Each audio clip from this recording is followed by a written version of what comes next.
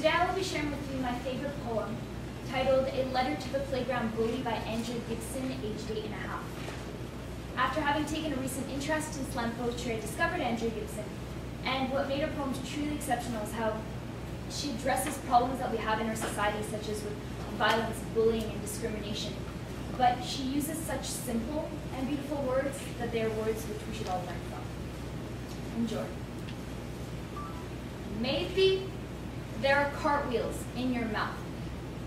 Maybe your words will grow up to be gymnasts. Maybe you've been kicking people with them by accident. I know some people get a whole lot of rocking in the rocking chair, and the ones who don't sometimes get rocks in their voice boxes and become slingshots. Maybe you think my heart looks like a baby squirrel. But guess what? You absolutely missed when you told the class that I had head lice, because guess what? I absolutely 100% do not have lice, and even if I do, it is a fact that head lice prefer clean heads over dirty ones, so I am as clean as a whistle on a teapot. And my mother says it is perfectly fine if I blow off steam as long as I speak in an octave that my kindness can still reach, and my kindness knows that mermaids never ever miss their legs in the water, because there are better ways to move through an ocean than kicking. So guess what?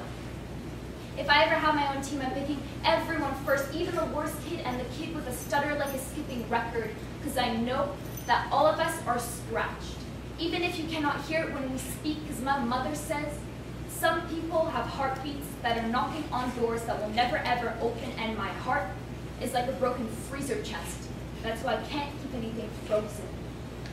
So no, I'm not always crying. I'm just thawing outside the lines, and even if I am always crying, it is a fact that salt is the only reason everything floats so good in the Dead Sea.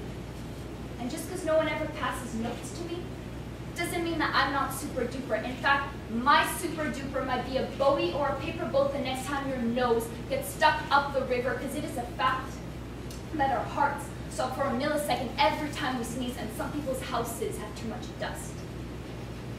Some people's fathers are like attics. I've heard attics have monsters in their walls and shaky stairs. If I lived in a house with an attic, I think I'd nightmare a burglar in my safety chest, or maybe I'd find rest in the sticks and stones, because my mother says a person can only swallow so much punch before he's drunk on his own fist. But on your bad days, couldn't you just say, hey, I'm having a bad day?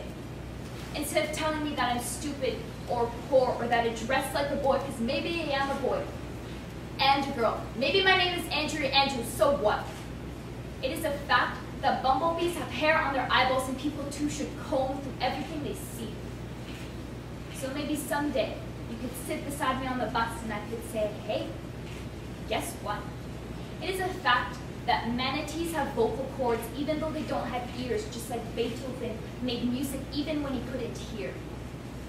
And I know that every belt that has hit someone's back is still a belt that was built to hold something up. So it's not hard for me to dream that maybe one day you'll write back to me. Sincerely.